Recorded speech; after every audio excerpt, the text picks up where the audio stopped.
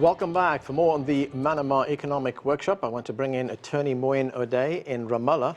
His focus includes human rights and international law. And with us here on set is Khalil Jahshan. He is Executive Director of the Arab Center in Washington, D.C. Thanks to both of you for joining us. Moien Odeh, let me start with you in Ramallah.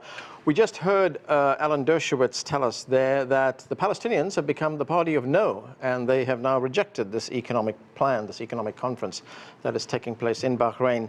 It is true that this conference will not be addressing key political issues like the occupation, but it is a start, isn't it? Well, I will start with Alan's comments was that he said that Ramallah is a free city and that there's no occupation in Ramallah. It looks Alan never visited Ramallah because going inside and outside Ramallah need you to pass through a couple of Israeli checkpoints every 2-3 weeks. The Israeli security forces entering Ramallah and arresting anybody they want. So I don't know what kind of freedom that Mr. Allen was speaking about when he was referring that Ramallah is a free city and there's no occupation. This is from one side. Is it a start or not? At the end, the Palestinian-Israeli conflict is a political conflict. It's not an economical one. And starting dealing with it as an economical problem and trying to find economical solutions or other kind of solution for a political problem will never success. This is one. Two, we should remember all the time that what the American administration did a few months ago when they recognized Jerusalem as the capital of Israel, and the other comments about the acceptance, or maybe that will accept that the annexation of the West Bank, which means that at the end of the day, all of these economical thoughts is only promises. At the end of the day, even it's not these promises that we believe as Palestinians that they will never happen and they will never take place, but also that there is no political solution for the problem. What the administration is thinking about is just trying to give few millions here and there to try to to take all the issues from the table and try to think that this is a final solution for the conflict, because this is maybe this will be the Mr. Trump dream before going to the next elections, trying to market for his people that I did what all the other presidents never tried or never succeeded to do. I found the solution, but we believe that it will never happen by this way. Khalil Jahshan, the president's senior advisor on the dispute between the Israelis and the Palestinians is Jared Kushner, his son-in-law. This is what Jared Kushner said when he presented the plan. Let's watch this. The plan would invest about $50 billion in the region. It would create 1 million jobs in the West Bank and Gaza. It would take their unemployment rate from about 30% to single digits. It would reduce their poverty rate by half. If it's implemented correctly. It's a 10-year plan. It would double their GDP. We've had it peer reviewed now by about a dozen economists in a dozen countries, and we're very excited to put it forward. I guess the question is, what's wrong with that? Nothing is wrong with that if that's indeed the intention, but this is doubtful. First of all, let me also make a reference, correct my colleague and friend Moien in Ramallah. He said it sounded like Mr. Dershowitz never visited Ramallah. Actually, he did visit on several occasions, escorted by Israeli soldiers to meet with Palestinian leaders. Yet the Palestinians clearly are totally absent from his moral, sense of visual field. He doesn't see them, and so it's easy for him to say Ramallah is a free city. With regards to the plan, I think essentially, look. As Moien said, what the Palestinian issue has been recognized now for 70 years as a political issue.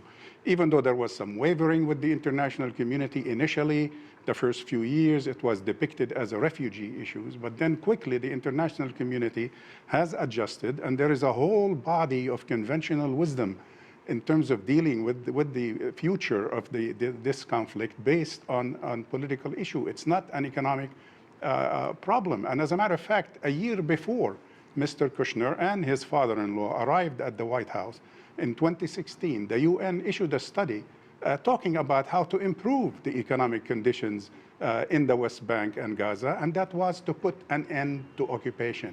The only time the word occupation was mentioned in this report was in terms of occupational choices, not referring to the Israeli occupation. So, there is a total negation of reality on the ground, and there is nothing wrong with improving Palestinian economy, but improving the Palestinian economy has to be in a free setting. You can't have a capitalist entrepreneurial system in existence, functioning in a vibrant way under foreign occupation. Moien Odeh, certainly the United Nations has called for the end to the occupation for there to be economic progress, but as Khalil Jahshan just pointed out as well, there needs to be a normal society before you can have that kind of economic growth. But do the Palestinians themselves have to do something? I mean, I was looking at some figures here. The Palestinian Authority, led by Mahmoud Abbas, which has rejected this plan, doesn't have much credibility among Palestinians. In fact, there was a poll done that says up to 91% of Palestinians do not trust the Palestinian Authority. Mahmoud Abbas has been in office since 2005. It was a 4-year term of office. He's still there. Do they need to do something? Well, actually, we all know that the Palestinians people does not really trust the PA that much, and there's a lot of stories about the PA and how the Palestinians deal with it. But in this regard, in the deal of the century regard, the Manama workshop, I think all the Palestinians are standing together, including the PA, against the deal. There's a lot of problems internally. We agree and we know that, and we try to deal with it. But in this regard, in the Manama workshop and the deal of the century, it looks like all the Palestinians, including Hamas in Gaza, PA in Ramallah, and even the Palestinians in the street, they all against it because it doesn't recognize the Palestinians' needs. This is the ABC of the conflict. We are not speaking here about how the Palestinians look to Abbas or look to the PA. We are discussing here the Manama workshop and how this plan could improve the people's life or find the solutions for the conflict. And this is the issue. We all know that the PA does not have a lot of credibility between the people. We know that the last election was about 13 years ago. But that doesn't mean that this plan will pass or this plan will bring a better future for the Palestinians. Khalil, two big emissions in this plan. It calls for investments of up to $68 billion, actually. But we don't know where the money is going to come from. That's one of the issues. The other is, who controls that investment? Essentially, I think the idea that's proposed by Mr. Kushner, yes, calls for $50 to $60 billion to be donated. Essentially, the bulk of it is going to come from regional governments, in other words, particularly oil-producing Gulf countries. And that's doubtful. Some of them do not even have the money right now to even fund their own armament purchases from the United States, and they're making all kinds of empty promises in this regard. So let's assume that they all deliver. There is also the international business community. You're talking about a mixture of grants, donations, if you will, plus loans, guaranteed loans, and investments. And there is no preparation to actually raise that amount in a short period of time.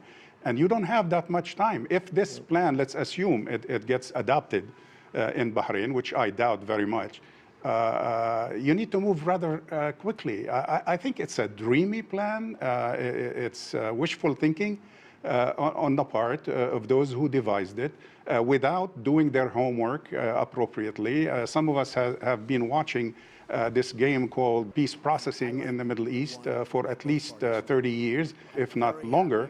And we know what it takes to get to the negotiating table. But then you got some Israelis, some, not all, and you get people like Dershowitz who said the Palestinians never miss an opportunity to miss an opportunity, and they always saw no. All Mr. Dershowitz has to do is read his Hebrew press this morning.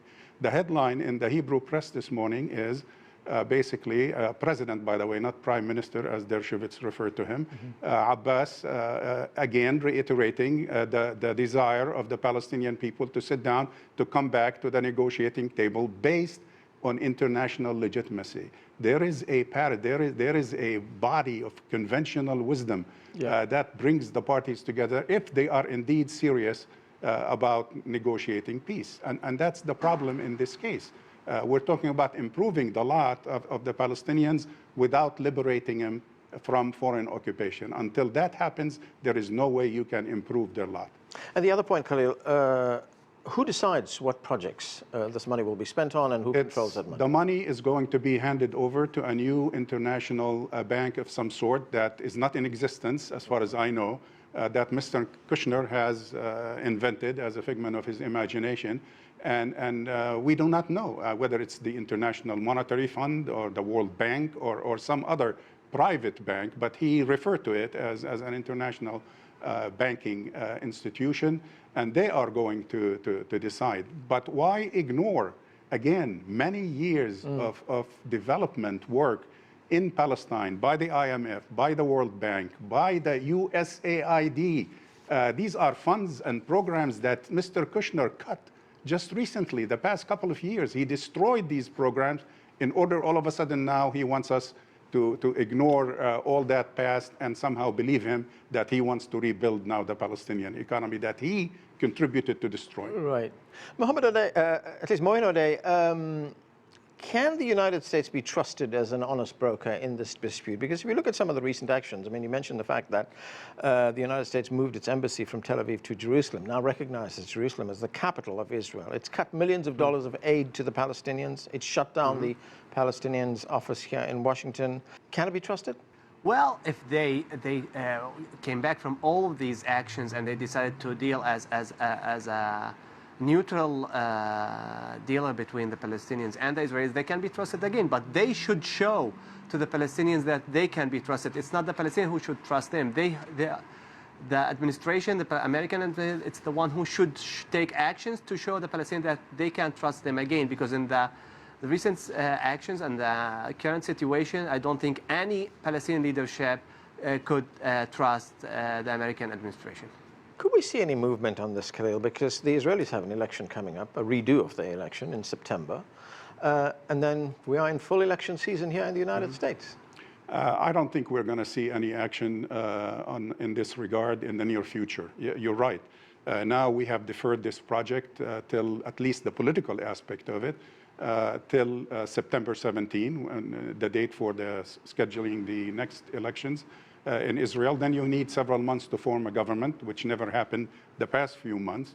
And then you have U.S. elections, and we usually do not take any foreign policy initiatives the last year of any administration. So I cannot see, even though Mr. Kushner and his minions that work with him on this keep saying that this administration can chew gum and walk at the same time, that they will be able to run for office and move forward with this process. But I doubt it. They don't even seem to know what is needed for this process. We don't even have evidence that the president, who's probably aware of this project but has not read it yet. Well, you know, the Palestinians, of course, have rejected this economic plan, but absent any political progress on this issue, what can the Palestinians do to alleviate even a little the economic plight that they face right now? Well, this is the biggest fear for even many Israeli security forces, that without the hope and without anything else on the ground, that might lead to another violence wave between the parties. So this is the idea. The idea is, if you want to find a solution, you should try to find a political one to go back to the negotiation table and to bring everybody to the tables, not to try to obligate one party to accept what you offer them. So this is the big problem. The PA is really cannot pay its employees more than 50% of their salaries, and we don't know what will happen in few months, even if they will continue to be able to pay the 50% or what. So all of this will lead to an end that I don't think the Israelis are interested in. Okay, we have to leave it there. Sorry, we've run out of time. Thanks to both of you for being with us. That's it for this edition of The Heat. But before we go, a reminder to check out our podcast. It's available through Apple, Google, Stitcher, and Spotify. We'll be covering similar stories from around the world that we do right here on the program, but we'll get a bit more personal and candid with our guests and correspondents. So check it out and subscribe. Search online for CGTN and The Heat. I'm Anand Naidu in Washington, D.C. Thanks for watching.